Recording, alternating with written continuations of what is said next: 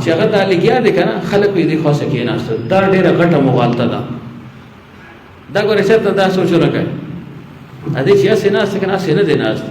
خو کتاب به چېرته ګوري غریب به لګیا چېرته د فقه کتاب به را کولاو کړي چېرته د حدیث کتاب به کولاو کړي چېرته بل دی فن کتاب دی هغه به کولاو کړي چېرته د قرآن پاک ترجمه تفسیر به ګوري لګیا دی مطلب یې څه دی چې د مسایلو اخذ وکړي استنباط وکړي خو موږ لش لګا موږ ته تیاره نوړی بیا راکړي د تپوس هم پوس ضرورت نشته او اوس خو جو خود نشته اوس خو داسې مصیبت راووته دا د دې دور ډېره غټه فتنه ده او د علم خلاف سازش دی چې موبایلو کې هر شی موجود دی عالم لپاره نه غیر عالم لویما ځان ته او تاسو ته ویم عامیانو ته هر سړي ته ووایي دا مسله اوس مولانا څوک تپوس نه کوي خو جو کړپ کړپ کړپ ګوتې ووایي هغه شی سامړه شي نو که دا شی ډېر سامړه شي ولې ته په عمل من نشي راتلی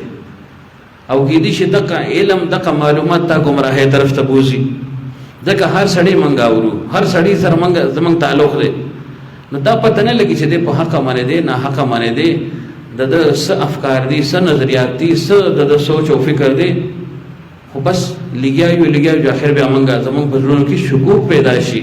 او چې کله شکوک پیدا شي چې بیا خپل علماو ته اول خو رجوع کوي که رجوع کوي نو بیا اطمینان ډېر په ګرانه باندې کېږي خو بهرحال دا صرف معلومات باندې ګوره علم نه راځي علم لپاره صحبت لازم دی صحبت لازم او ضروري دی څو پورې صحبت چا نه اختیار کړي که نه نو دا باندې علم او د عالم اطلاق نه کېږي